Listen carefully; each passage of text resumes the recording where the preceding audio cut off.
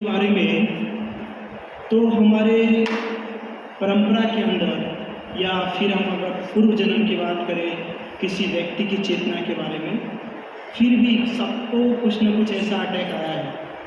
व्यक्ति के जीवन में हो सकता है कोई प्रॉब्लम हो या किसी चीज़ से वो परेशान हो, लेकिन जो ये नष्ट का अटैक है वो सबके ऊपर आता है। एक भागवतम में स्टोरी आती है ब्रह्मा जी की। जब भगवान ने ब्रह्मा जी को कहा सृष्टि करने के लिए, ब्रह्मा जी को उपदेश दिया कि आप सृष्टि कीजिए, तो जब सृष्टि की रचना की तो उनके अंदर से उन्होंने बहुत सारे जन को प्रकट किए। जैसे आपको बताया शिव है, चार कुमार है, ऐसे बहुत सारे लोगों को प्रकट किया। परंतु उसके अंदर से कुछ समय के बाद राक्षस भी उत्पन्न हुए, और राक्षस के अंदर इतनी सारी काम वासनाएं थी कि वो ब्रह्मा जी के साथ ही आतुरता दिखाने के लिए उसके ओर दौड़ पड़े ब्रह्मा जी की तरफ। तो ब्रह्मा जी जो है वहाँ से भाग गए, हो गए भगवान के पास, और भगवान को जाकर के कहा कि आपने कहा सृष्टि कीजिए, और जब हम सृष्टि की रचना की तो वही हमारे ऊपर हावी पड़ रहा है। राक्षस का स्वभाव है, राक्षस का स्वभाव यही है, चाहे वो मनुष्य हो या स्त्री हो या कोई भी, उससे उसको कोई इफेक्ट नहीं पड़ता। उसकी जो आदत है, जो उसकी नेचर है, वो वही करके रहेगा। तो भगवान के पास गए ब्रह्मा जी, तो ब्रह्मा जी ने कहा कि जब मैंने सृष्टि की रचना चालू किया तो उसके अंदर से कुछ राक्षस प्रकट हुए, और वो राक्षस मेरे ऊपर ही आसक्त होकर मेरे साथ ऐसा करना चाहते। तो भगवान ने एक बोले कि एक काम कीजिए, आप अपने शरीर को त्याग दीजिए। तो ब्रह्मा जी ने अपने शरीर को त्याग दिया, और कहते हैं कि जब ब्रह्मा जी ने अपने शरीर को त्यागा, उसके कारण ही शाम की रचना हुई। शाम में जो सांझ पड़ती है ना, सांझ, इसके लिए आप देखिए कभी भी व्यक्ति जो है ना, जब सेक्स लाइफ स्पेंड करता है ना, तो वो मॉर्निंग में या दोपहर में नहीं करता, वो शाम होने लगती है, रात होने लगती है, तभी ज़्यादा इफेक्ट पड़ता है। कोई स्टूडेंट है या सामान्य व्यक्ति भी है, दिन में हो या सुबह में हो, पूरे दिन अपना एक्टिविटी करता रहेगा, उससे कोई इफेक्ट नहीं पड़ेगा। परंतु जैसे ही शाम होता है, रात होता है, वैसे वो सब जो है माइंड के अंदर घूमने लगे। क्योंकि ये जो घटना हुई थी वो हुई थी शाम के टाइम पे ही, जिसके कारण शाम होते ही प्रत्येक व्यक्ति के अंदर रजोगुण तमोगुण ये सब वास करने लगते हैं। मॉर्निंग में देखिए, जिस व्यक्ति के घर पे मॉर्निंग के अंदर आप जाओगे तो मॉर्निंग में देखोगे हरे कृष्ण महामंत्र का भजन चल रहा है, या कोई देवी देवता किसी का भी भजन चल रहा है। दोपहर में जाओगे तो दोपहर में देखोगे टीवी देख रहे, कोई मूवी देख रहे, कोई सॉन्ग लिसन कर रहे। और जब रात को जाओगे तो रात को एकदम तमोगुण अवस्था में हो जाते हैं, कुछ भी देखते, कुछ भी करते हैं। सबकी यही कंडीशन है, और स्टूडेंट की तो सबसे ज़्यादा है। वो इसके अंदर से बाहर निकलना चाहते हैं, बचना चाहते हैं, लेकिन फिर भी वो नहीं निकल पाते। क्योंकि जैसे मैंने नेक्स्ट क्लास में कहा था कि 84 लाख प्रकार की योनि होती है, तो प्रत्येक योनि के अंदर हो सकता है कोई जानवर बना हो, कोई पक्षी बना हो, कोई वृक्ष बना हो, कोई मानव भी बना हो, परंतु उसके अंदर उसने कुछ भी कार्य किया हो, कभी चोर बना, राक्षस बना, कुछ भी बना, लेकिन ये लस्ट ऐसा चीज़ है जो उसके प्रत्येक योनि में आया है। क्योंकि कुत्ता भी ये चीज़ करता है, मैथुन का कार्य कुत्ता भी करता है, पक्षी भी करता है, जानवर भी करता है, वृक्ष भी करता है, सब के सब करता है। तो कई बार व्यक्ति जो होता है या स्टूडेंट जो होता है फ्रस्ट्रेट हो जाता है कि मैं इस चीज़ से बचना चाहता हूँ, लेकिन फिर भी ये चीज़ जा नहीं रहा है, बहुत बार फ्रस्ट्रेट होता है। और भगवद गीता में भी कहा गया है 6वें अध्याय में कि व्यक्ति को है ना सबसे ज़्यादा परेशान करती है वो यही चीज़ है। क्योंकि ये क्यों होता है? मन के द्वारा होता है। और इस कलयुग के अंदर में हम अपने मन को कितना भी वश में करना चाहे, फिर भी वो होता नहीं है। और जब तक व्यक्ति का मन वश में नहीं होगा, तब तक वो अपने इंद्रियों को कंट्रोल नहीं कर सकता। सर्वप्रथम उसको अपने मन को कंट्रोल में करना है। कई बार देखते हैं स्टूडेंट जो होता है नाइट के टाइम में अकेले भी होता है, तो अकेले अगर वो कोई अच्छा कार्य भी कर रहा है ना, या मोबाइल के ऊपर कुछ अच्छा चीज़ भी देख रहा है ना, तो देखते देखते देखते देखते देखते कहाँ पहुँच जाता उसे नहीं पता चलता। और जब हम पूछते हैं तो बोलते हैं जी मैं तो यूट्यूब चालू किया था, मेरा साइंस के रिलेटेड कुछ कार्य था उसको करने के लिए, लेकिन जब मेरा एंड हुआ तो उस चीज़ पे जाकर के एंड हो गया। जहाँ नहीं जाना चाहिए। वो क्या होता है कि जब हम कंपल्सरी क्या करते हैं कि जब मोबाइल चलाते हैं, कुछ करते हैं ना, तो जब कोई भी चीज़ को देखते हैं तो उसके अंदर कुछ ना कुछ ऐसा आता रहता है और हमारा मन क्या होता है, गलत चीज़ की ओर जल्दी आकर्षित होता है, अच्छी चीज़ की ओर नहीं होगा। वो अगर बोल भी दोगे तो भी नहीं होगा, लेकिन गलत चीज़ों कोई नहीं बोलेंगे फिर भी हम आकर्षित हो जाएंगे। फिर क्या होगा कि अगर आप कोई अपने कार्य के लिए यूट्यूब चला रहे हैं और नीचे में जाते देखें कि उसके अंदर कोई सॉन्ग आया, तो आप वो सॉन्ग को लिसन करेंगे। और आजकल के बॉलीवुड वाले और हॉलीवुड वाले जो सॉन्ग बना रहे हैं, वाह, उसकी तारीफ कीजिए। सबसे ज़्यादा बिगाड़ने वाले यही है और व्यक्ति सबसे ज़्यादा फ्रस्ट्रेट यही चीज़ से होता है। लेकिन वो बॉलीवुड और हॉलीवुड को भी पता है कि व्यक्ति को सबसे ज़्यादा इंटरेस्ट इसी में, सबसे ज़्यादा इंटरेस्ट इसी के अंदर है, इसीलिए वो ऐसा बनाते हैं ना। विचार कीजिए, पहले के समय में, पहले भी बॉलीवुड के अंदर मूवी बनते थे, ब्लैक एंड वाइट मूवी है या उसके बाद भी कुछ मूवी बने, तो उसके अंदर कभी इस प्रकार का ज़्यादा दिखाया गया, तो उसके अंदर गलत दृश्य दिखाता है, लड़का लड़की का ये सब वो सब कभी कभी नहीं दिखाया जाता।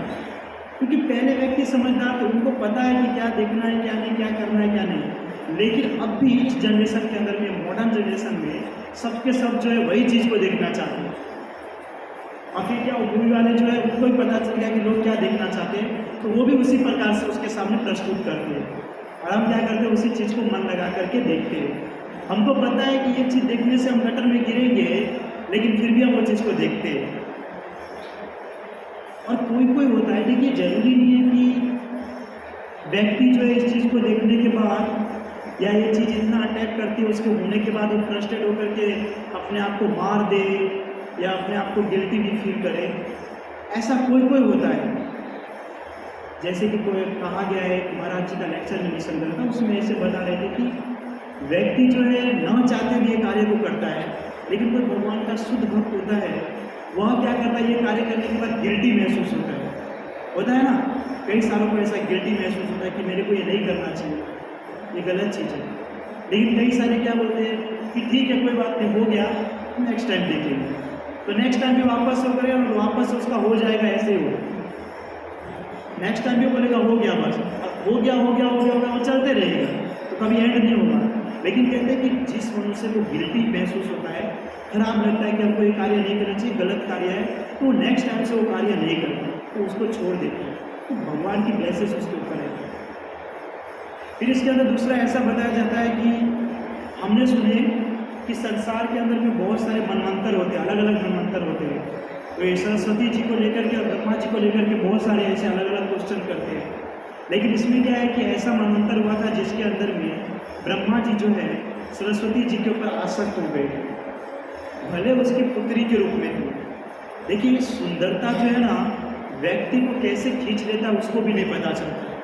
शास्त्र के अंदर ऐसा कहा गया है, मात्रा सहस्त्र द्वित्रा व नाभि विकास में भावित बलवान इंद्रिय ग्रामो विद्वान संति कर सके, कि व्यक्ति को जो सुंदरता है इतनी आकर्षित करती है कि कोई व्यक्ति कितना ही विद्वान क्यों न हो, कितना ही बड़ा पंडित क्यों न हो। और हमारे सामने की बात है, वाल्मीकि जी हो या कोई भी हो, देखिए इतने वर्ष तक तपस्या करे थे, मेनका आ गई, थोड़ा सा पायल और कंगन को झुनझुन किया तो हो गया उनका 60 वर्ष का तपस्या। तो इसमें ऐसा पता है कि कोई कितना भी बड़ा विद्वान हो, लेकिन फिर भी उसको एक ही स्थान के ऊपर अपने माता और अपनी बहन के साथ नहीं बैठना चाहिए। मैंने नेक्स्ट क्लास में भी कहा था, फिर से मैं वापस से बता रहा हूँ, क्योंकि भले हम उसको इज्जत देते, सम्मान देते, हमको सब पता है, लेकिन इंद्रियाँ इतनी खराब है ना कि वो सबके बारे में गलत ही विचार करते हैं, चाहे कोई भी हो। आप अकेले रहिए, और अगर ऐसा नहीं रहता, अब ये तो प्रभु जी कि कैसे कोई माता के प्रति या अपनी बहन के प्रति इस प्रकार का भाव आ सकता है, तो शास्त्र में ऐसा नहीं है, भागवतम के अंदर ही ऐसा बताया है। तो व्यक्ति को क्या है, सुंदरता जो है ऐसे आकर्षित करता है ना कि उसको देखे बिना वो रह नहीं सकता, अब भले वो कोई भी हो। और जब इस प्रकार का हमारे अंदर भाव आता है, तब जाकर के हम गलत कार्य की ओर कदम उठाते हैं। अब देखिए, एक राजा था, कोई बात जी बहुत बढ़िया कहते हैं कि एक राजा था। अब राजा जो है पहले के समय में कितनी भी मैरिज कर सकते हैं, जरूरी नहीं है। अब मैं बोलूँ, राजा चित्रकेतु थे, उनके 1 करोड़ रानियाँ थी, राजा चित्रकेतु थे। तो ऐसे बहुत सारे रानियाँ थी राजाओं के। तो एक बार एक राजा गुजर रहा था वहाँ से, तो वहाँ पर उसने एक स्त्री को देखा। तो स्त्री को देख करके वो बहुत आकर्षित हो गए, बोले कि बहुत सुंदर स्त्री, एक ही बार में मन में लग गया उसको। जैसे कि हम जाते हैं, कॉलेज जाते हैं कि स्कूल जाते हैं, कहीं पे हमको दिख जाती है, ओहो इन्हें तो मेरे दिल को छू लिया। अब इसको जब तक मैं नहीं प्राप्त कर लूँ तब तक मुझे चैन नहीं आएगा। वो जिस समय आपने देखा ना, रात तक उसका विचार चलते रहेगा, तो उसका नंबर कैसे मिलेगा, उसका घर कहाँ है, वो कहाँ रहती है, कहाँ नहीं रहती है, ये सब माइंड के अंदर विचार करता है। ये सब नेगेटिव थिंकिंग है। तो वैसे ही वो राजा जब जा रहा था तो उसको रास्ते में वो स्त्री दिखाई दी।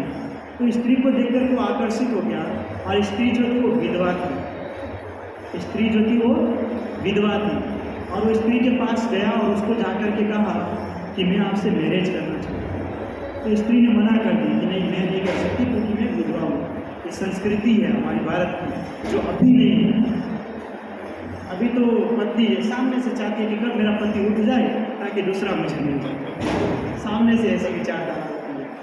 तो अभी वैसी संस्कृति नहीं है, लेकिन पहले के समय में ऐसी संस्कृति थी। तो उस समय क्या हुआ कि उस स्त्री को जब राजा ने कहा, तो स्त्री ने बोली कि मैं आपसे विवाह नहीं कर सकती, लेकिन राजा के बार बार कहने पर उसको मना भी नहीं किया जा सकता, क्योंकि राजा है, राजा जो आदेश देगा प्रजा को वो करना ही पड़ेगा। तो स्त्री मान गई, बोले कि एक काम कीजिए, आप 1 सप्ताह के बाद आइए, और 1 सप्ताह के बाद मैं आपके साथ मैरिज करूँगा। राजा खुश हो गया कि 1 सप्ताह के बाद मैरिज होगा मेरा, वो मेरी मनपसंद स्त्री है। गया राज्य में गया, समय बीतता गया, 1 हफ्ता हुआ, और उस दिन वह एकदम अच्छे से तैयार होकर के गाड़ी निकाले, रथ और निकाले, सभी सैनिकों को लेकर के गए, और उसी घर के पास पहुँचे जहाँ पर वह स्त्री थी। और जब वहाँ पर वो पहुँचे तो उन्होंने दरवाज़ा ठोका, नॉक किया, तो उसके अंदर से एक बुढ़ी स्त्री निकली। वहाँ पे यंग लड़की रहती थी, वहाँ से बुढ़ी स्त्री निकली, और उसने पूछा राजा ने कि वो स्त्री का है जिसको मैंने देखा था। उन्होंने कहा कि वो तो मैं ही हूँ। राजा ने कहा वो तो यंग थी यार, वो तो मुझे एक ही बार में पसंद आ गया, आपको तो देखने पर भी पसंद नहीं आता। बोले नहीं, वो मैं ही हूँ। लेकिन आप कैसे ट्रस्ट कर सकते हैं? आप किसी यंग लड़की को देखो, आपने पसंद किया किसी यंग लड़की को, शादी करने जाओ तो पता चला कि बुढ़ी है, तो आप थोड़ी शादी करेंगे उससे। तो राजा ने सोचा कि ये कैसे हो सकता है। तो स्त्री ने कहा कि आप है ना मेरी सुंदरता से प्रेम करते थे, मुझसे नहीं। तो मेरी सुंदरता जो है ना, आप पीछे जाइए, उसके घर में एक और हॉल था, वहाँ पर 3 पात्र पड़े हुए, उसके अंदर मेरी सुंदरता है, आप उसको देख लीजिए, आपको पता चल जाएगा। तो राजा गया वहाँ से, राजा गया उस हॉल के अंदर में, और 3 पात्र रखे हुए थे। 3 पात्र रखे हुए थे, एक के अंदर मल रखा हुआ था, एक के अंदर मूत्र रखा हुआ था, और एक के अंदर वॉमिट किया हुआ, उल्टी जो करते हैं ना, वो रखा हुआ था। वो तीनों को जैसे ही राजा ने देखा, उसको बहुत घिन आया, तुरंत वहाँ से बाहर निकल के आ गया। और उसने सोचा कि ये कैसे हो सकता है। फिर वो स्त्री ने कहा कि आप मुझसे जो प्रेम कर रहे थे ना, वो इसी के कारण था, अर्थात कि हम किसी लड़की को देख करके आकर्षित होते हैं, और उसको देख करके हम अपने मन को चेंज करते हैं, गलत चीज़ में अपने आप को ढाल लेते हैं, तो उसके अंदर कुछ है नहीं। क्या चीज़ से बना हुआ है? मल मूत्र, अरे वॉमिट, ये तीज और खून से। किसी स्त्री को देख करके, लड़की को देख करके हम आकर्षित हो जाते हैं, पूरा सा यहाँ से चमड़ा बाहर निकल जाए तो देख करके उसको आपको भैया तो कैसे मेरे काम नहीं है। तो केवल व्यक्ति को, किसी को देख करके आकर्षित नहीं होना चाहिए, विचार करना चाहिए। हम भक्ति में, सामान्य मनुष्य की तो बात अलग है, जो भक्त है वो तो ये चीज़ जानते हैं, लेकिन भक्त होने के बावजूद भी ये कार्य करते हैं जो नहीं करना चाहिए। और क्या होता है कि ये लस्ट पावरफुल क्यों बनता है? इसी सब चीज़ के कारण। आप देखिए, व्यक्ति जो है जन्म लेता है, जन्म से 14 वर्ष तक, 14-15 वर्ष तक कभी ये चीज़ के बारे में उसको पता भी रहता है? आज का टाइम छोड़ दीजिए, आज तो जन्म लेता है तो यूट्यूब चालू करता है, आज की नहीं, पहले की बात मैं करूँ तो कुछ पता चलता उसे? नहीं पता चलता, कभी नहीं चीज़ के बारे में आइडिया रहता है। लेकिन जैसे जैसे वो स्कूल ज्वाइन करता है, कॉलेज ज्वाइन करता है, वही गर्लफ्रेंड बॉयफ्रेंड ये सब बनता है, उसके बाद सब चीज़ पता चलता है कि क्या है क्या नहीं, और उसके बाद वो चीज़ को पढ़ जाता है। तो नहीं पढ़ना चाहिए। और फिर पता चलता है कि जब 15 वर्ष के थे तो इतना यंग लग रहा था, इतना सुंदर दिख रहा था, और 1 साल क्या बीता, वो तो एकदम बच्चे जैसा लगने लगा। तो सुंदरता गायब हो गया, जो स्मरण शक्ति है वो डाउन पर है। तो वो सब के कारण कौन है? हम खुद हैं। पावरफुल कब बनने देते हैं? जब हम चाहते हैं तभी, वरना नहीं होता है। आप डिश लेकर के बैठ जाइए सामने खाने के लिए, किसी के अंदर ताकत है आपके डिश को लेकर के चले जाए, लेकिन अगर आप आगे से उसको कहेंगे कि ये लीजिए मेरा डिश, आप लेकर के चले जाइए, तो वो जाएगा ही ना।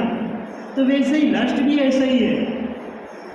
भले जब हम अकेले में रहते हैं तो हमको ये अटैक करता है, लेकिन जब हम उसको आने देते तभी आता है ना, नहीं आने देंगे तो थोड़ी आएगा वो। लेकिन हम क्या करते हैं, उसको आने देते हैं, आ जाओ कोई बात नहीं, और वही हमारे ऊपर हावी पड़ जाता है। हम विचार करते हैं कि एक बार हो रहा है तो दूसरी बार से नहीं करूँगा या तीसरी बार से नहीं करूँगा, लेकिन ये ऐसी चीज़ें नहीं कि एक बार करने से दूसरी बार वापस मन होता ही है। और ऐसे करते करते हम अपने लाइफ को ऐसा ख़राब कर देते हैं ना कि कहाँ ये अभी का समय था और कहाँ वो बाद का समय था। तो कभी भी इस चीज़ को पावरफुल नहीं बनना चाहिए, कभी नहीं बनने देना चाहिए। जो हमारे लिए आने, मैं बार बार बोल रहा हूँ कि जब आपको पता है कि आगे जाओगे तो आगे में आपको कहा किसी ने कि वहाँ कुआं है, तो आप नहीं जाओगे ना, कि फिर भी जाओगे? नहीं जाओगे, क्योंकि कुआं है तो कुआं के अंदर जाओगे तो आप गिर जाओगे, और गिरोगे तो बचोगे नहीं। लेकिन हमको पता है कि ये गलत चीज़ है, इसको करने से हमारे अंदर ऐसा होगा, लेकिन फिर भी विजेता हम उसको ही बनाते हैं, उसको ही हम जीत देते हैं। तो ये हमारे कारण ही होता है। यहाँ पे कई सारे ऐसे जो इससे बहुत परेशान भी रहते हैं, लेकिन क्या करें, होता नहीं है। रंटू जी बहुत प्रयास करते हैं, कितने सारे डिवोटी से पूछे तो बोलते कि जब इस प्रकार का कुछ होता है तो भगवद गीता रीडिंग कीजिए, माला जप कीजिए, लेक्चर लिसन कीजिए, लेकिन जब इसका अटैक आता है तो ये सब साइड में हो जाता है, ये सब भी काम नहीं आता है। क्यों नहीं आता है? क्योंकि जब हमको कहा जाता है कि आप माला गंभीर तरीके से कीजिए, तो माला गंभीर तरीके से करते नहीं। लेक्चर लिसन करना है तो उसको गंभीरता से लिसन करना है, लेकिन 50 बार लिसन करने के बाद भी आपको पूछा जाए तो 2 मिनट भी नहीं बोल सकते। तो जब हम लाइफ के अंदर में ये जो चीज़ है जिसके जरिए हम इसको हटा सकते हैं, उसको ही जब हम इम्पोर्टेंट नहीं दे रहे हैं तो उसको आप कैसे हटाओगे? इसको हम नहीं हटा सकते। जब आप उस चीज़ को छोड़ करके इसको इम्पोर्टेंट दोगे तब जा करके आप उसको हरा सकते हो, वरना नहीं हरा सकते। लेकिन हम क्या करते हैं, बार बार इम्पोर्टेंट उसको ही देते हैं, इतना आसक्त रहते हैं उनके ऊपर ना कि वो जब अटैक करता है ना तो सोचते हैं ठीक है कोई बात नहीं, आ जाओ।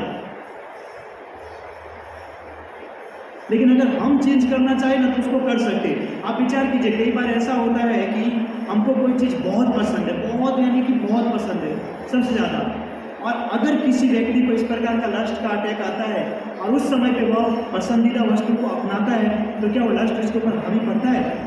नहीं पड़ता, नहीं पड़ता, कभी नहीं पड़ेगा। या कभी ऐसा होता है कि लस्ट जो अकेले में जब हम रहते हैं तब आता है ज़्यादातर, और अगर उसी समय पे हमारा कोई फ्रेंड आ जाए या मम्मी पापा आ जाए तो क्या वो चीज़ को आप देखते हैं? नहीं देखते, क्योंकि आपको पता है कि ये 50 लोग देखने वाले हैं, तो हम वो चीज़ को नहीं करेंगे।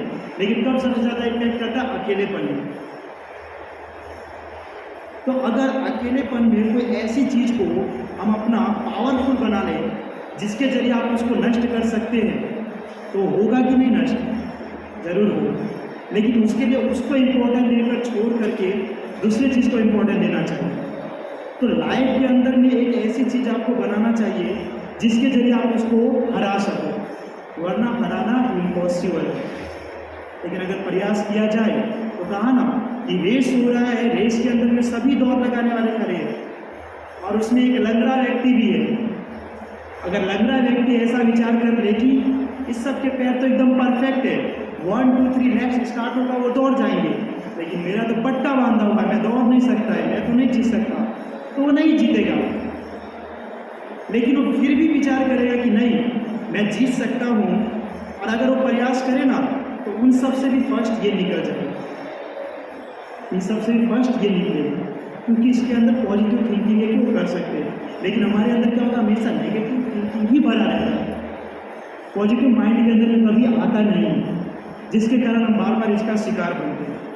अब देखिए, जब भगवान ने मोहिनी अवतार क्यों लिए थे भगवान ने?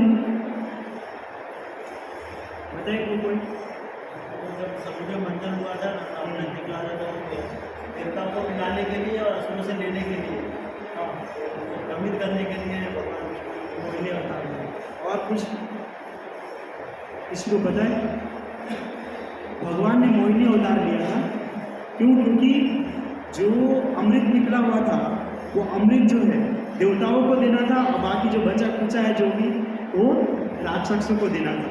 तो कहते हैं कि मोहिनी अवतार इतना आकर्षित था, सभी के सभी राक्षस उनके ऊपर आसक्त हो गए भगवान के ऊपर, और इतने आसक्त हो गए उन्होंने अपने हाथ में जो अमृत का घड़ा था वो भगवान को दे दिए। वो बोले कि तुम लो, तुम अपने हाथ से हमको पिलाओ, तुम जैसे पिलाओगे वैसे हम पिएंगे। इतना खुश हो गए उनको देख करके। लेकिन उनको नहीं पता था कि ये स्वयं नारायण, स्वयं कृष्ण है जो मोहिनी का अवतार लेकर के इसको मोहित करने के लिए आए हुए। उसको नहीं आइडिया। भगवान ने क्या लगाया माइंड, उन्होंने क्या किया, बोला कि एक काम करता हूँ, इस मटकी के अंदर में जो अमृत है ना, ऊपर का जो पानी पानी है वो देवताओं को दे देता हूँ और नीचे का जो गाढ़ा माल रहेगा ना वो आपको दे दूँगा, क्योंकि उसको पियोगे तब जाकर के मरोगे। तो ऊपर का पानी है, इससे कुछ नहीं होगा। तो भगवान ने उसी प्रकार किया। आपको पता आगे का स्टोरी, उनको इस प्रकार दिया उसको। लेकिन शिव जी ने जब इस मोहिनी अवतार को देखा तो उन्होंने भगवान को जिद की कि मुझे भी एक बार मोहिनी अवतार आपका देखना है। शिव जी ने कहा भगवान को, तो भगवान ने बहुत बार ना पाला कि नहीं आप नहीं देख सकते, आप रहने दीजिए, क्योंकि भगवान को पता है। गणपति जी पद्म पुराण के अंदर में कहता है, मैं श्लोक भूल गया, मुझे याद नहीं है श्लोक, उसके अंदर गणपति जी ने ऐसा बताया वेद व्यास जी को कि संसार के अंदर में चाहे तीनों लोक है, तीनों लोक के अंदर में कोई भी देवी देवता हो, कोई भी, वो सभी जो है इस भोग विलास में परे हुए हैं, कोई भी इससे परे नहीं, एकमात्र कृष्ण ही इससे परे है। तो कृष्ण को पता है कि अगर मैंने वो अवतार लिया, मोहिनी अवतार लिया, तो शिव जी आसक्त हो जाएंगे। लेकिन शिव जी ने कहा मुझे देखना है। और कहते हैं उस समय शिव जी के पास पार्वती भी थे। पार्वती जी कितनी सुंदर, आप उनकी बात कर लीजिए, कौन थे? भस्मासुर शिव जी को देख करके थोड़ी आसक्त हुए, पार्वती जी को देख करके आसक्त हो गए। फिर शिव जी को कहा कि मुझे वरदान दीजिए कि जिसके ऊपर हाथ रखूँ वो भस्म हो जाए। तो जैसे ही पार्वती जी आई तो उसको देख करके वो भस्मासुर उनके ऊपर आसक्त हो गए कि कितनी सुंदर है। तो सोचा कि अगर इसके पति को मार दूंगा तो पार्वती जी हमारी हो जाएगी। तो शिव जी के ऊपर हाथ रखने चले गए भस्म करने के लिए भस्मासुर। तो पार्वती जी इतनी सुंदर है, लेकिन फिर भी उन्होंने कहा कि मुझे आपके एक बार मोहिनी अवतार देखना है। और जब भगवान ने अपने अवतार लिया, मोहिनी अवतार जैसे ही लिया, शिव जी देख करके रह नहीं पाए, इतनी आसक्त हुए। शिव जी देखिए, मैं आपको बताऊँ शिव तत्व भी बहुत अलग है। वैसे मैं अभी आपको बताऊँ तो आप समझ नहीं पाओगे, लेकिन मैं फिर भी बताऊँ क्योंकि शिव जी के ऊपर आपकी धारणा ऐसी नहीं होनी चाहिए। देखिए, जैसे कि मैंने आपको बताया था, तत्व की दृष्टि से देखा जाए तो कृष्ण से बलराम, बलराम से संकर्षण, अनिरुद्ध, प्रद्युम्न, वासुदेव, संकर्षण से नारायण, फिर वहाँ से महाविष्णु, गर्भदक्षाई विष्णु, शिरोदक्षाई विष्णु। तो कहते हैं कि महाविष्णु के अंदर से ही एक शिव निकलते हैं। महाविष्णु के अंदर से एक शिव निकलते हैं जिसका नाम होता है शंभु। वो क्या कार्य करते हैं? रामकृष्ण को शू कार्य करे छे? शंभु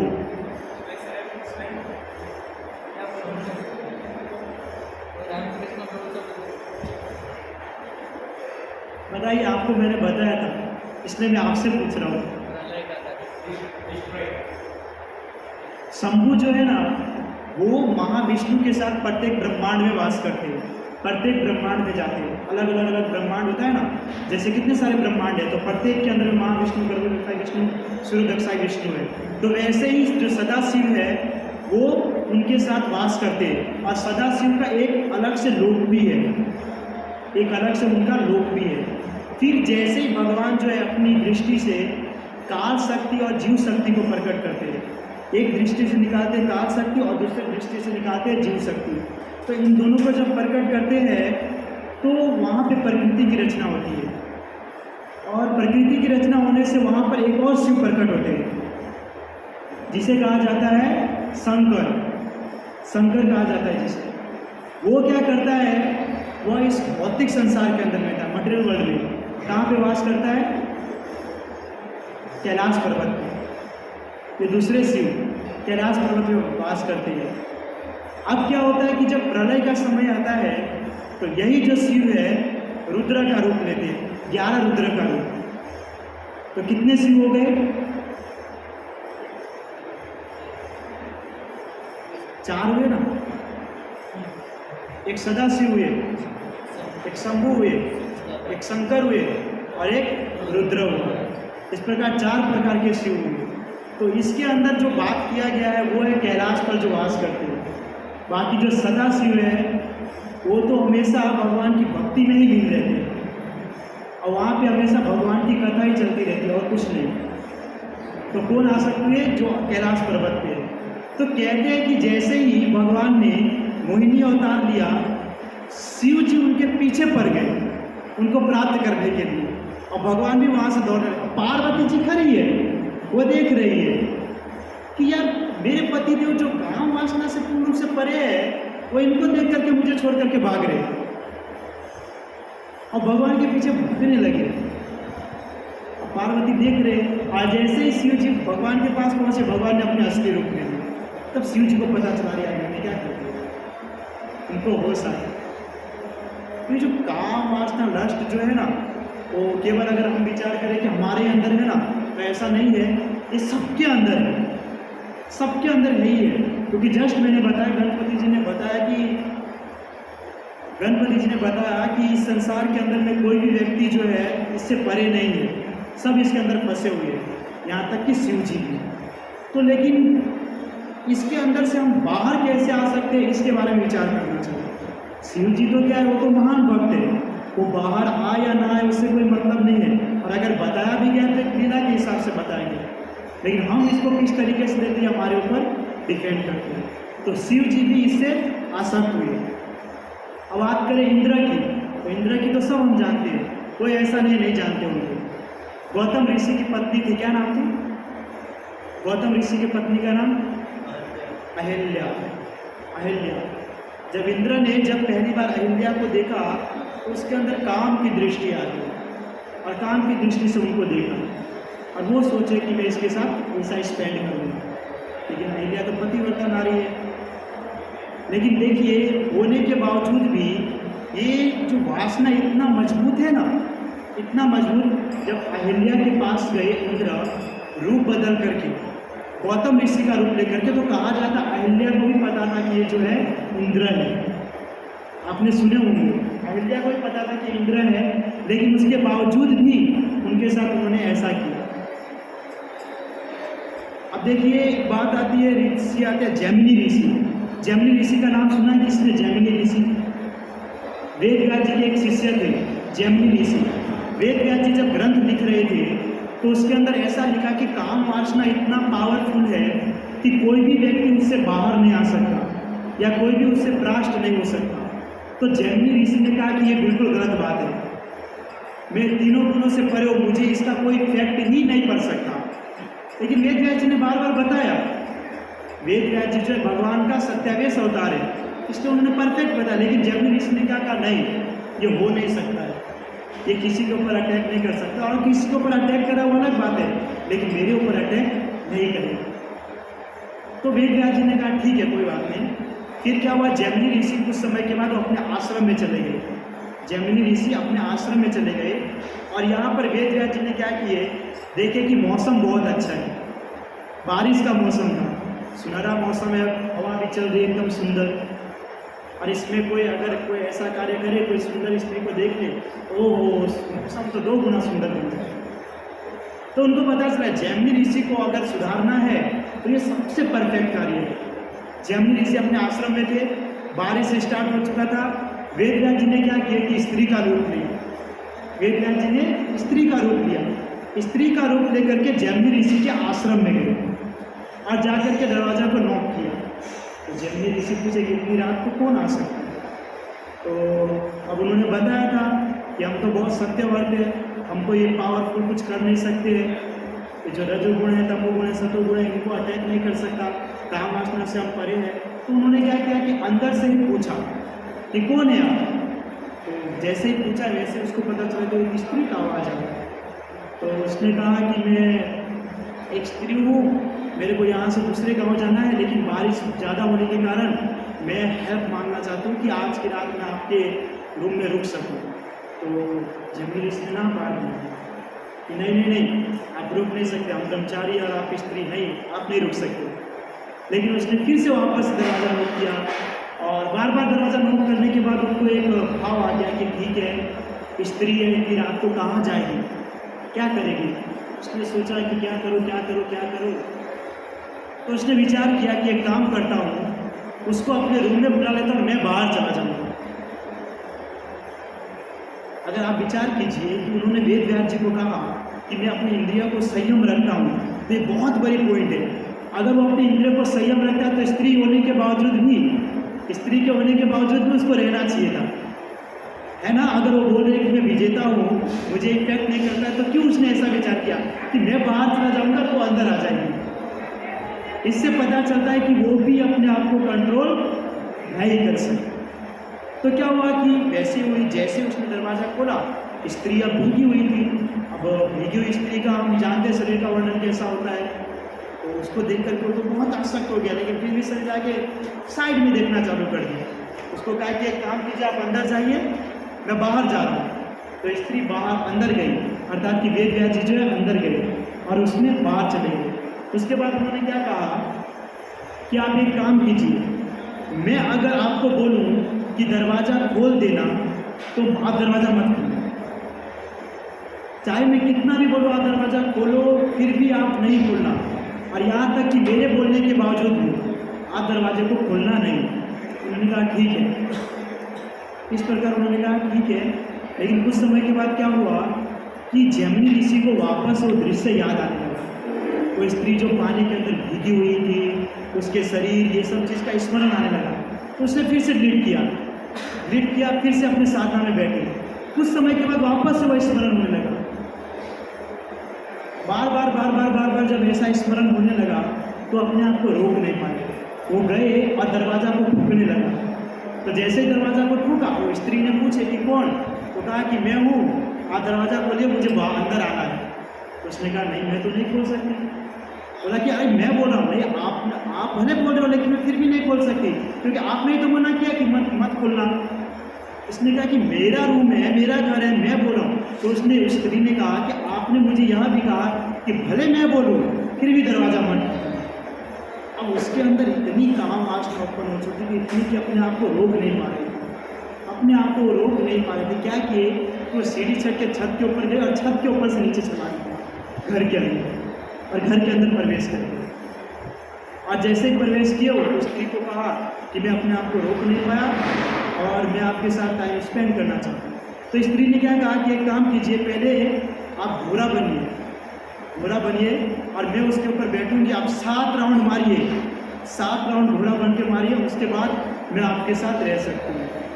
तो जैमिनी ऋषि जब वेद व्यास जी को कहा कि मुझे कोई भी प्रकार का कुछ इफेक्ट नहीं पड़ता है, वो स्त्री के लिए घोड़े बन गए, और वो घोड़ा बन करके 7 राउंड मारा। 7 राउंड मारने के बावजूद भी उसके अंदर से जो वासना है वह डिलीट नहीं हुआ। और उसके बाद जैसे ही उस स्त्री को पकड़ने गए, वैसे स्त्री ने वेद व्यास जी का रूप लिया, और यह देख करके फिर से वापस उसकी मानसिक संतुलन जो है कि मैंने क्या किया। तो कोई व्यक्ति हो सकता है कि कहता भी ऐसा कि मेरे को इस चीज़ का कोई इफेक्ट नहीं पड़ता है, लेकिन उसके कहने से कुछ नहीं होता है। व्यक्ति संसार के अंदर में बहुत कुछ बोलता है, लेकिन परफेक्ट उसको ही ज्ञान है कि वो क्या कर रहा है, क्या नहीं कर रहा है। वो किसी को झूठ भी बोल दे, लेकिन उसे पता है मैं ये कार्य कर रहा हूँ। या हो सकता है कि किसी को झूठ बोलने के बावजूद भी वो कहेगा कि हाँ चलो मैंने उसको झूठ बोला, मेरा तो बहुत इज्जत है, लेकिन 2 जगह से तो रिलेट नहीं होता है ना। कोई गलत चीज़ को देखे तो माइंड से रिलेट नहीं होगा, और जो हमारे हृदय में भगवान है उसके पास से रिलेट नहीं होगा। तो उन्होंने वहाँ पर एक्सेप्ट किया कि हाँ मेरे से मिस्टेक हुआ, और मुझे जो है इस प्रकृति के 3 गुण जो है उसके अंदर मैं भी फंसा हुआ हूँ, मैं इसके बाहर नहीं हूँ। और फिर एक एग्जाम्पल आता है राजा भरत और सौबरी मुनि। राजा भरत जो है भगवान के बहुत बड़े भक्त थे, शुद्ध भक्त राजा भरत, और वह जो है माया से बहुत डरते नहीं थे। राजा भरत माया से डरते नहीं थे, क्योंकि राजा भरत को पता था कि मैं भगवान का शुद्ध भक्त हूँ, तो मुझे जो है माया अटैक नहीं कर सकती। विष्णु प्रभु इधर दरवाजे को बंद कर दीजिए ना, तो सिर्फ सटा दीजिए, दरवाजे को सटा दीजिए। अब विष्णु को इधर का भी दरवाजा से करना है। तो जो राजा भरत जो है भगवान के शुद्ध भक्त है, और उसने क्या किया, उन्होंने कहा कि मुझे कोई भी प्रकार का काम वासना मुझे परेशान नहीं कर सकता। और दूसरी ओर है सौबरी मुनि। सौबरी मुनि जो है भगवान के शुद्ध भक्त नहीं है, लेकिन फिर भी वो ऐसे कह रहे हैं कि मुझे माया बहुत सताएगी। तो एक जो है भगवान का शुद्ध भक्त है वह बेफिक्र है कि मुझे परेशान नहीं करेगी माया, और दूसरी ओर जो भगवान का शुद्ध भक्त नहीं है वह ऐसे कह रहे हैं कि मुझे माया कोई भी प्रकार से अटैक कर सकती है। तो राजा भरत जो है बिंदास रहने लगे, कोई प्रकार का टेंशन नहीं। और जो सौबरी मुनि जो है माया से इतने डरते थे कि पानी के अंदर चले गए तपस्या करने के लिए, कि पानी के अंदर जाऊंगा तो कोई भी प्रकार का वस्तु दिखेगा नहीं, और कुछ दिखेगा नहीं तो कुछ प्रकार का वस्तु इफेक्ट कैसे पड़ेगा। जब गलत चीज़ को हम देखते हैं तब हमारे माइंड के अंदर गलत चीज़ आता है ना, वैसे ही नहीं आता ना। तो बोला कि जब मैं गलत चीज़ को देखूंगा ही नहीं कि पानी के अंदर क्या होने वाला है, पानी के अंदर तो कोई नहीं है। तो वो भक्त न होते हुए भी माया से इतना डरते थे कि पानी के अंदर तपस्या करने गए। और राजा भरत जो है भक्त होते हुए भी कभी अपने आप से डरते नहीं थे। परंतु क्या हुआ, राजा भरत जंगल में गए थे। हम सबको वैसे स्टोरी पता है कि जब जंगल में गए तो उन्होंने देखा एक हिरण का बच्चा था, उसको एक शिकारी मार रहा था, तो उसको जा करके बचा दिया और बचा करके अपने पास रखने लगे। और जब अपने पास लाए, देखिए अगर उसने हिरण के बच्चे को बचाया तो बचाने के बाद उसको छोड़ देना चाहिए ना, उसको अपने पास लाने की क्या जरूरत है। आप किसी की सहायता कर रहे हो, कोई व्यक्ति है, कोई भिखारी है ऐसे ही रोड पे, अगर उसकी आप हेल्प कर रहे हो, कुछ पैसे दे रहे हो, 100, 200, 300 या कुछ भी खाने का दिया, तो उसको देख करके आप आ जाते हो क्या, उसको बोलते हो चलो मेरे साथ मेरे घर में फैमिली मिलकर रहो, नहीं बोलते हैं ना। लेकिन राजा भरत ने क्या किया कि उस हिरण के बच्चे से इतना आसक्त हो गया, वो विचार करने लगा कि अगर मैंने इसको छोड़ दिया तो इसको पालेगा कौन, इसको खिलाएगा कौन, ये कैसे जागेगा, कैसे सोएगा, कैसे इसका पालन पोषण होगा। देखिए राजा भरत जो भगवान के इतने शुद्ध भक्त है, उसकी बुद्धि ऐसी चल रही है, वो जानवर के प्रति।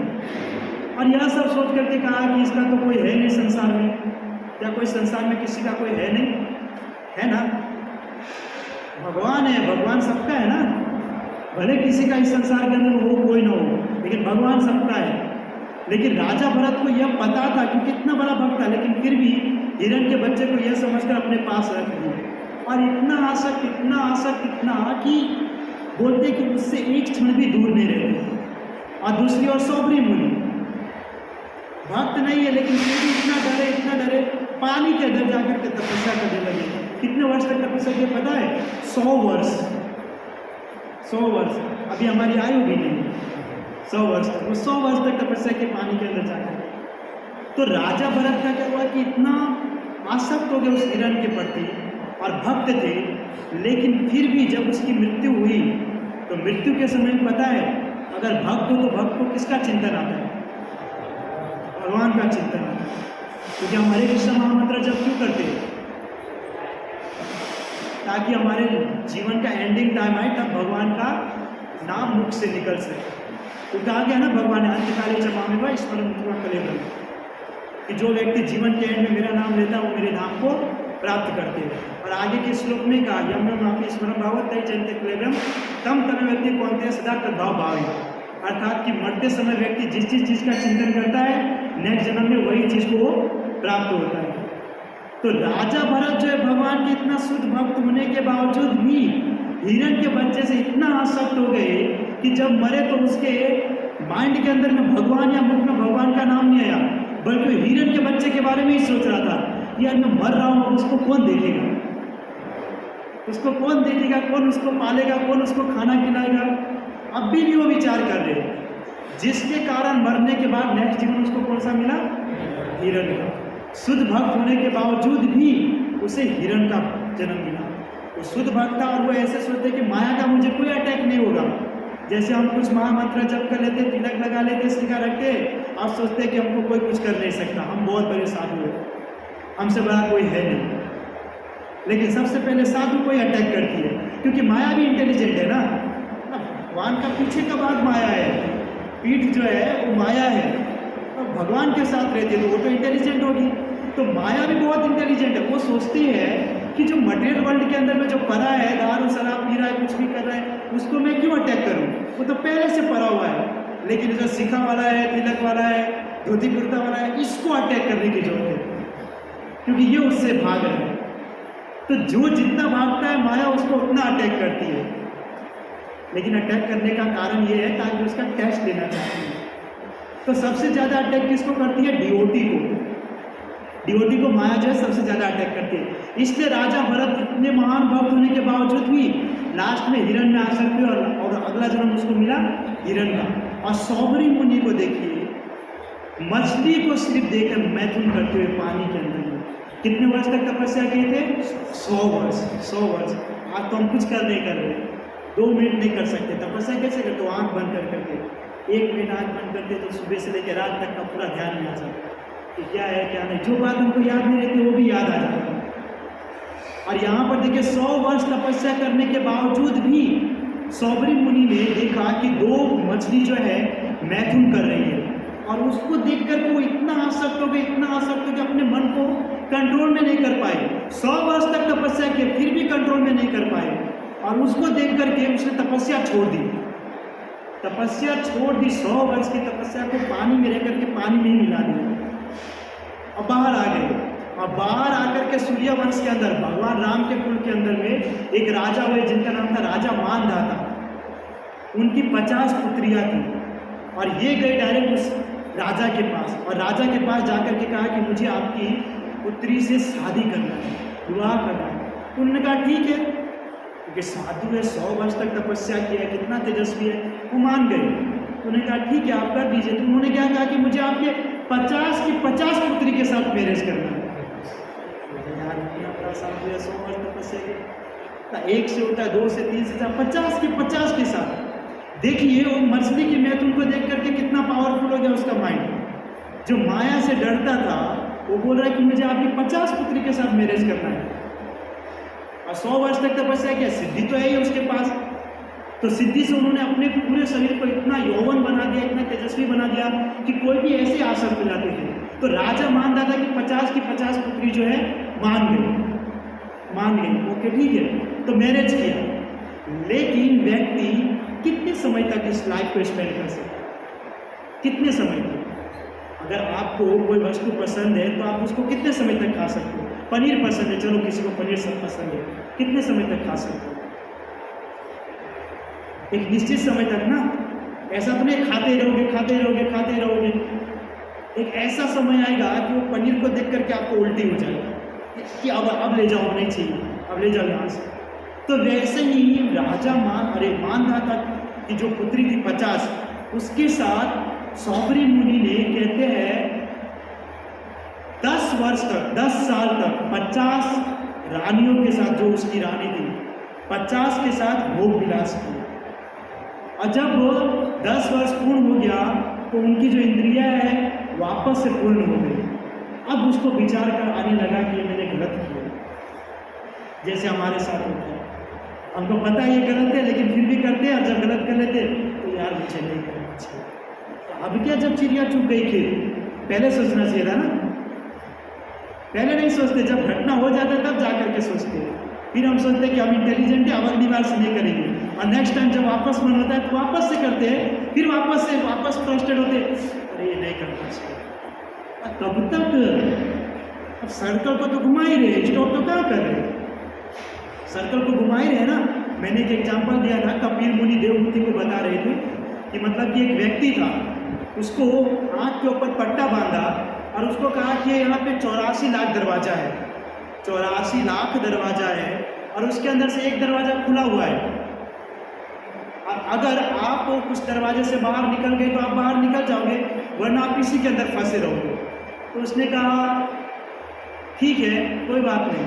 तो उन्होंने उसके आँख के ऊपर पट्टी बांध दी, और उस व्यक्ति ने क्या दिमाग लगाया कि मुझे भले पट्टी बांध दिया है, मैं क्या करूँगा कि दरवाजे के ऊपर हाथ रख के हुए जाऊँगा। कोई ना कोई एक दरवाज़ा खुला है तो वहाँ तो हाथ बाहर निकल जाएगा ना, तो वहाँ से मैं बाहर निकल जाऊँगा। तो उसने स्टार्ट किया पहले दरवाजे से, चालू किया, करते जैसे ही वो दरवाज़ा जो खुला था एक, उसके पास आने लगा, उसको खुजली आने लगा, उस व्यक्ति को खुजली आने लगा। और खुजली आने लगा तो खुजला रहा है, लेकिन ये नहीं स्टॉप होकर खुजला रहा है, आगे बढ़ रहा है। अब क्या हुआ कि जब वो खुजली करते करते आगे बढ़ा तो जहाँ से निकलना था वो दरवाज़ा पीछे रह गया, फिर से पहला दरवाज़ा स्टार्ट हो गया, फिर से पहला दरवाज़ा स्टार्ट हुआ, फिर से वापस राउंड मारा, फिर से वो स्थान पे आया, फिर खुजली हुआ, फिर से खुजली करते करते आगे बढ़ा और फिर से दरवाजे के ऊपर हाथ रखा तो बंद दरवाजे के ऊपर से चालू हुआ। ऐसे व्यक्ति बार बार करते रहा और उसी के अंदर वो फंसते रहा, लेकिन उसके बाहर निकल नहीं सका। ऐसी कंडीशन हमारी है, सेम कंडीशन हमारी है। हमको क्या होता है कि ये चीज़ के बारे में बहुत लत होने लगता है कि ये चीज़ करूँगा, लेकिन हम क्या करते हैं, उसके आगे निकलते ही नहीं। आगे निकलना यानी क्या? आगे निकलना यानी कि उस चीज़ को छोड़ करके बाहर निकलना। हम क्या करते हैं, उसी के अंदर फंस जाते हैं और स्टॉप हो जाते हैं, और फिर जो नहीं करना होता है वही कार्य को हम कर बैठते हैं। और फिर हम फ्रस्ट्रेट होते हैं, प्रभु जी मैं तो भक्ति बहुत करता हूँ, साधना बहुत अच्छा करता हूँ, माला भी करता हूँ, लेकिन ये चीज़ मुझे बहुत परेशान है। ना झड़ तो आप ही है, झड़ तो आप ही है ना। मैं अगर यहाँ पर 50 मिनट प्रवचन दूँ, 50 मिनट आपको समझाऊँ, अब आप उसको उतार रहे हो अपने अंदर, नहीं उतार रहे हो, मैं थोड़ी आपके अंदर देख रहा हूँ। घर पे जाके आप उसको याद रखते हो कि नहीं, वो मुझे थोड़ी पता। तो ये वस्तु जो है वो हमारे हाथ में ही है, इसको हम सुधार भी सकते हैं, और अगर आप बिगाड़ना चाहो तो बिगाड़ने के लिए तो पहले से तैयार है। आप बिगाड़ना चाहो कि नहीं, वो बिगाड़ेगा ही, क्योंकि मन हमारा उसी लिए बना है। तो जो सौबरी मुनि जो है बहुत, उनको बहुत खराब लगने लगा। अब क्या उसका मन हो गया कि अब मुझे ये सब चीज़ को छोड़ देना चाहिए, उसको नहीं करना चाहिए। तो सौबरी मुनि ने एक दिन क्या हुआ कि देखी कि उसकी जो 50 पत्नियाँ थी आपस में लड़ने लगी। उसने कहा कि मेरा पति आज मेरे साथ आएगा तो मेरा पति आज मेरे साथ आएगा। अरे कृष्ण तो नहीं है कि 16,108 विस्तार कर लेंगे और सभी रानी के साथ चले जाएंगे। और वो क्या करने लगी, वो सभी के सभी एक दूसरे में लड़ने लगी, झगड़ने लगी, एक दूसरे को मारने लगी कि आज ये मेरे साथ रहेंगे, मेरे साथ। और वो बेचारा जा करके साइड में बैठ गया। अब वो सोच रहा है कि मैंने ऐसा किया क्यों, लेकिन फिर भी सौबरी मुनि को समझ आ गई। उन्होंने 50 की 50 पत्नी को वहीं छोड़े और वापस से चले गए तपस्या करने के लिए। लेकिन एक हम इतने महान हैं कि हम देख रहे बार बार हमारे साथ एक ही कार्य हो रहा है, एक ही कार्य हो रहा है, लेकिन फिर भी कंपलसरी हम उसको कर ही रहे, निकलने का प्रयास ही नहीं कर रहे। हमको देखना चाहिए कि हम कौन सी चीज़ से हम गिर रहे हैं, क्या देखने से गिरे। मैं बार बार कहता हूँ, बार बार कह रहा हूँ क्लास के अंदर में कि अगर हो सकता है आप कोई गलत वस्तु को देखते हो तो आपके अंदर में वैसा भाव आता है और आप उस चीज़ से गिर जाते हो, तो उसको बंद करो। नहीं तो मुझे उसको बंद भी नहीं करना, मुझे छोड़ना भी। दोनों हाथ में लड्डू थोड़ी आएगा, एक को तो छोड़ना पड़ेगा तब जाकर के एक मिलेगा ना। आप गलत चीज़ को देख भी रहे हो और फिर बोलते हो छोड़ना भी है, वो नहीं हो सकता। सबके अंदर में कुछ ना कुछ ऐसा पॉइंट है जो चीज़ देखने से, जो चीज़ करने से वो ऐसे गिर जाता है। तो पॉइंट को पकड़ो और उसको बाहर निकालो कि ये चीज़ को मुझे नहीं देखना, ये चीज़ को मुझे नहीं करना है, क्योंकि इसको करने से ये हो रहा है, तब जा करके होगा। तो सौबरी मुनि तो चले गए तपस्या करने के लिए उस सब चीज़ को छोड़ करके। तो आप भी सौबरी मुनि है तो इस चीज़ को छोड़ करके आगे बढ़िए, नहीं तो इसी के अंदर घिरे रहेंगे। देखिए एक लास्ट और एग्जाम्पल लेंगे पांडु महाराज जी का। पांडु महाराज जी को सब जानते हैं। पांडु कौन है? पांडु के पिता पांडु है। हाँ, तो पांडु महाराज जी के कितनी पत्नियां थी? 2। कौन कौन से विष्णु हुए?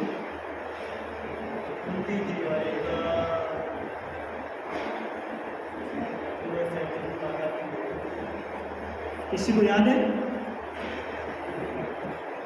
पांडु महाराज जी की 2 पत्नियां थी, एक कुंती महारानी और दूसरी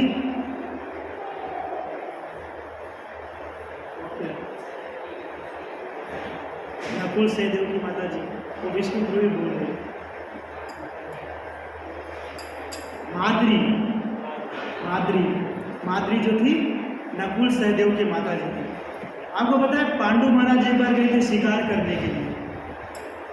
ये सबसे बड़ी एग्जाम्पल है, आपको बहुत कुछ सीखने को मिलेगा। पांडु महाराज जी गए थे एक बार शिकार करने के लिए और वहाँ पर जो है ऋषि मुनि थे। कहते हैं कि ऋषि और उसकी पत्नी थी जो हिरण का रूप लेकर के संभोग कर रहे थे वहाँ पे। तो उस अवस्था में किसी को भी हमको रोकना नहीं चाहिए, हमको उस स्थान पे जाना नहीं चाहिए, ये गलत बताया जाता है। लेकिन पांडु महाराज ने क्या किए कि उसको देख करके उनको गुस्सा आ गया कि उन्होंने ऐसा क्यों अभी कर रहे हैं, इसको ऐसा नहीं करना चाहिए। तो उन्होंने क्या कर दिया, अपने तीर से 2 बाण छोड़ दिए और दोनों को लगे हुए। तो जब दोनों को लगे तो देखा एकदम जोर से तरफने लगे वो, तो देखा कि कौन है। तो जब देखे तो वहाँ पर देखे उन्होंने कि वो महाराज पांडु है। तो उनको देख करके उसको बहुत क्रोध आया। उन्होंने कहा आपको इस तरह से नहीं करना चाहिए। उन्होंने कहा कि मुझे नहीं पता था कि आप ऋषि मुनि हैं, मुझे ऐसा लगा इसलिए मेरे से मिस्टेक तो हो गया।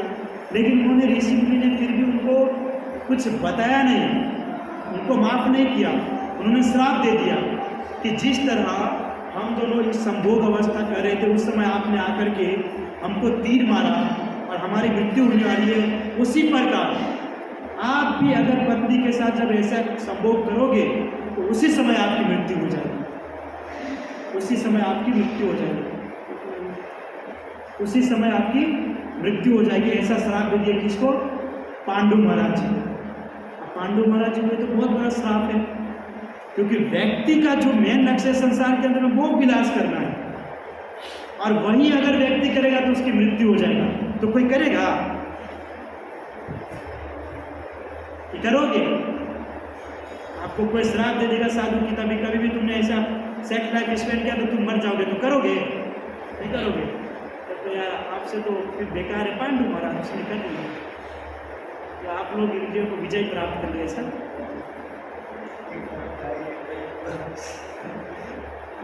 दोनों तरह से बच नहीं सकते हो, उधर भी आइसक्रीम है। दोनों तरफ से बच नहीं पाएंगे।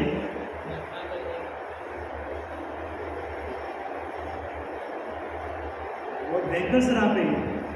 आइसक्रीम जैसा हो, खाएंगे तो सर्दी हो जाएगी, नहीं खाएंगे तो पिघलना तो है ही, खत्म तो हो गए। तो पांडु महाराज जी को जब श्राप मिला तो पांडु महाराज जी विचार में पड़ गए, अब करे तो करे क्या। तब उनके कोई पुत्र भी नहीं थे, हाँ, 5 पांडव कोई नहीं थे। तो वो गए कुंती महारानी के पास। कुंती महारानी के पास जाकर के उन्होंने कहा कि जो घटना हुआ वो बताए, इस प्रकार वहाँ पे घटना हुआ, मैंने उनको बांध से मारा, उन्होंने मुझे श्राप कर दी, तो जब आप पत्नी के साथ ऐसा करोगे तो आपकी मृत्यु हो जाएगी। तो सोचने लगे क्या करो क्या करो। तो पांडु महाराज ने कुंती महारानी को कहा कि आप एक काम करो, दूसरा विवाह करो।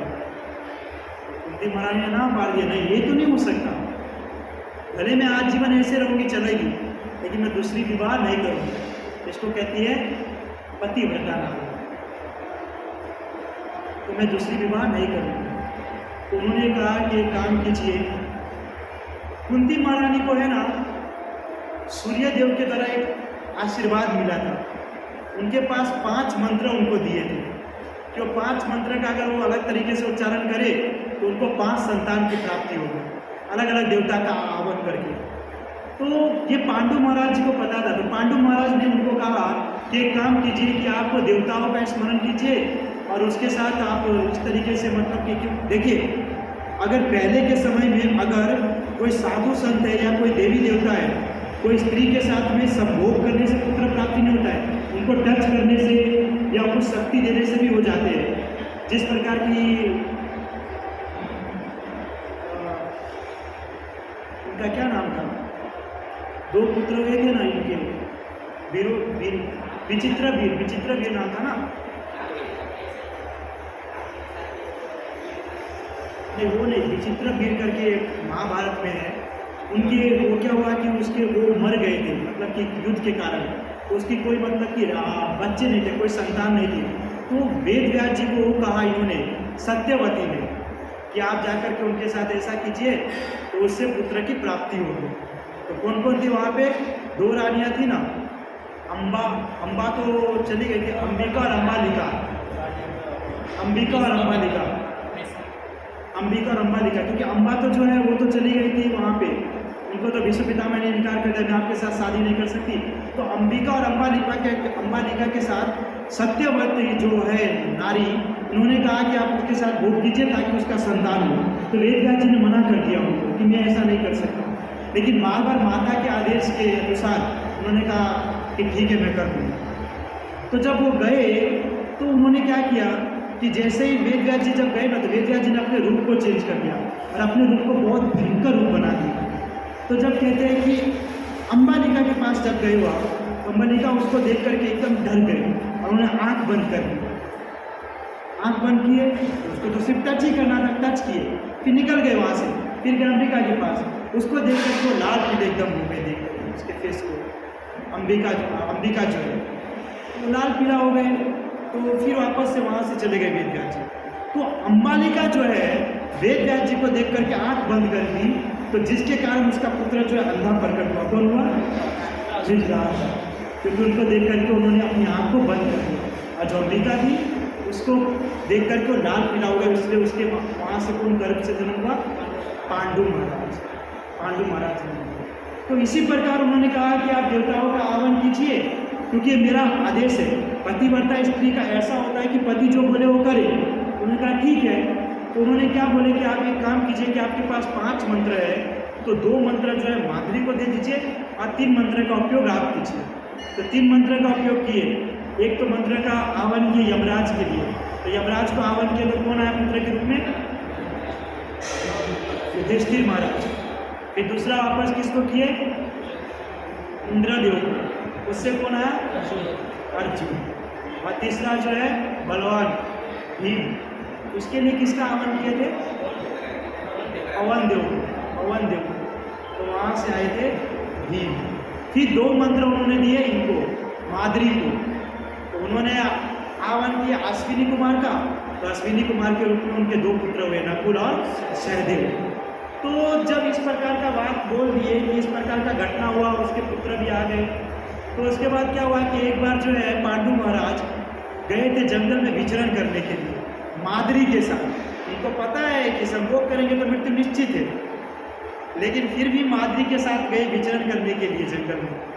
तो कहते कि जब विचरण कर रहे थे तो मौसम इतना सुहावना मौसम हो गया ना, धीरे धीरे समीर बढ़ रही थी, तो जो पवन है ना एकदम धीरे धीरे लहर ऐसा शहर घूमता रहता है, और एकदम सुगंधित हवा, फूलों की सुगंध, कोई चांद वाली रात, वो एकदम मौसम मतलब कि रोमांटिक मौसम है। खुश हो गए। और माद्री को भी यह पता है कि राजा पांडु को यह श्राप मिला है कि अगर वह संभोग किए तो उसकी मृत्यु निश्चित होगी। और उसमें क्या हुआ कि उसमें एक बताते हैं पॉइंट की, मतलब कि जब इस प्रकार का पवन चल रहा था तो माद्री के कंधे के ऊपर जो मतलब कि कपड़ा रखा हुआ था, वो कपड़ा थोड़ा नीचे आ गया। तो देख करके जो है पांडु महाराज आसक्त हो गए और उसके अंदर में काम वासना चाहते थे। आपने कहा कि मुझे अगर कोई मृत्यु का श्राप दे दे तो मैं काम वासना को छोड़ दूंगा, कभी नहीं करूँगा। पांडु महाराज जी को देखिए, पांडु महाराज जी को फिर भी उसके अंदर आ गया ये पूरा। मतलब इसलिए मैंने कहा कि पांडु महाराज जी से आप लोग बड़े हैं कि आपने कहा कि नहीं मैं तो नहीं करूँगा। तो पांडु महाराज जी ने क्या किए कि उसको बार बार रोकना चाहा, क्योंकि उसको पता है कि ये करने से मेरी मृत्यु हो जाएगी। बार बार रोकने के बावजूद भी वो लास्ट में नहीं रोक पाए। और माद्री को कहा कि मुझे आपके साथ ऐसा करना है, तो माद्री ने मना कर दी कि अगर आप ऐसा करोगे तो आपकी मृत्यु हो जाएगी। लेकिन पांडु महाराज ने कहा नहीं कुछ नहीं, मुझे करना है। देखिए ये जो लास्ट का जब अटैक पड़ता है ना, व्यक्ति है ना अपने आप को संभाल नहीं पाता है। वो कोई भी कार्य करता है लेकिन उससे बच नहीं पाता है, कोई भी प्रयास करता है। मम्मी भी अगर बुलाए ना उस टाइम पे, मम्मी को भी बोलेंगे 10 मिनट रुको, मैं 10 मिनट के बाद आता हूँ। मम्मी का तबीयत खराब है, वो बोलेगी बेटा थोड़ा पानी, नहीं मैं 10 मिनट के बाद आता हूँ, क्योंकि मुझे भूत का अटैक आया है और वो जब तक कंप्लीट नहीं करूँगा तब तक आऊँगा। अब देखिए ये प्रैक्टिकली है, ये यहाँ कोई है नहीं ऐसा कि मतलब कि एकदम ये खुली बात है, सबको पता है। आप सबको पता है कि जब ये चीज़ का अटैक होता है तो बहुत प्रयास करते हैं इसको छोड़ दूँ बाहर दूँ, लेकिन फिर भी नहीं निकल पाते। उसी प्रकार पांडु महाराज जी को स्मरण हो गया कि मेरी मृत्यु हो जाएगी। वो साधु ने उसको आशीर्वाद दिया था कि आप अगर ऐसे करोगे तो आपकी भी मृत्यु होगी, लेकिन होने के बावजूद भी उन्होंने ऐसा किया और माद्री के बार बार ना बोलने के बावजूद भी उसके साथ संभोग किया और उसी समय पांडु महाराज जी की मृत्यु हो गई। तो देखिए, पता होते हुए भी कि अगर ये कार्य करूँगा फिर भी मृत्यु हो जाएगी, लेकिन फिर भी उन्होंने ऐसा कार्य किया।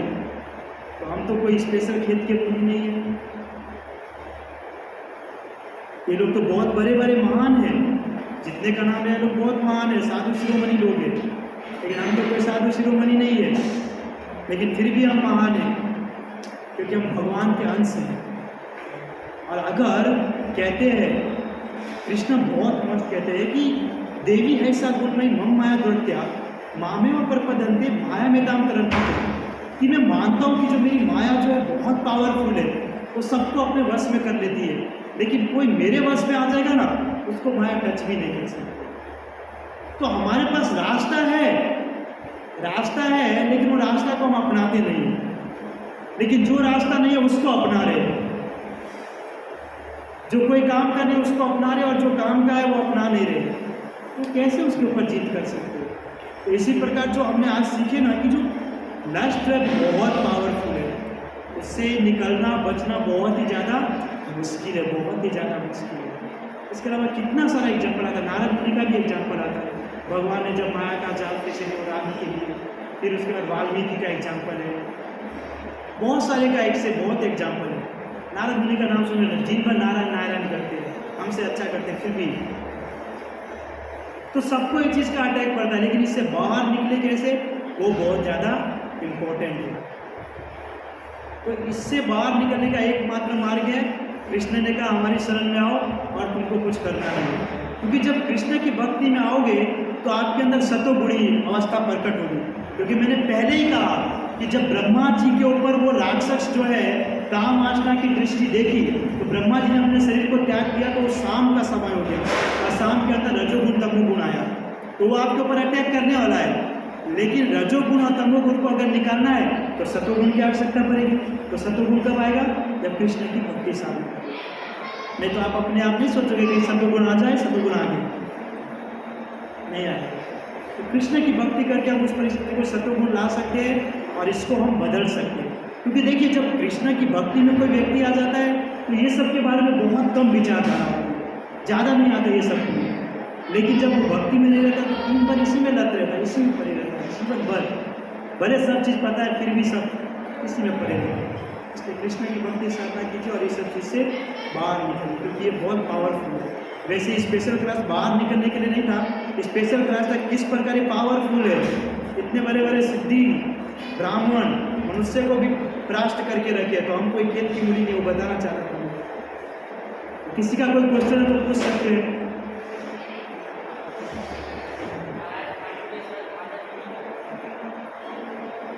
इसमें ऐसा हुआ कि मतलब कि जब पांडु महाराज जी ऑफ हो गए तो उसके बाद कुंती महारानी ने कहा कि मेरे पति चली गई है, तो पति के रहने के जाने के बाद मैं कैसे रह सकती हूँ, हो नहीं सकती। तो कुंती महारानी ने कहा कि मैं भी मर जाऊँगी, लेकिन माद्री ने कहा कि नहीं, आप मत मरिए, मैं मरूँगी, क्योंकि मेरे कारण ये हुआ। तो कुंती महारानी ने कहा कि ऐसा नहीं है, लेकिन बार बार सभी ऋषि मुनियों ने भी समझाया कि कुंती महारानी आप रहिए, आपके सभी पुत्र आप इसको संभालिए, और जो माद्री के लिए वो परफेक्ट है। तो उसके कारण माद्री जो है सती अवस्था में गई। कई बार ऐसे क्वेश्चन भी करते हैं कि जब सती प्रथा बंद हो गई तो फिर भी महाभारत के अंदर ये क्यों हुआ। तो सती प्रथा ऐसा नहीं कि उसका पति मरा है तो उसको भी मरना पड़ेगा कंपल्सरी। सती प्रथा का नियम क्या होता है कि पति मरेगा तो पत्नी भी मरेगी, पर इसको शायद राजा राम मोहन राय ने चेंज कर दिया था ना, इनको ये प्रथा को बंद कर दिया था।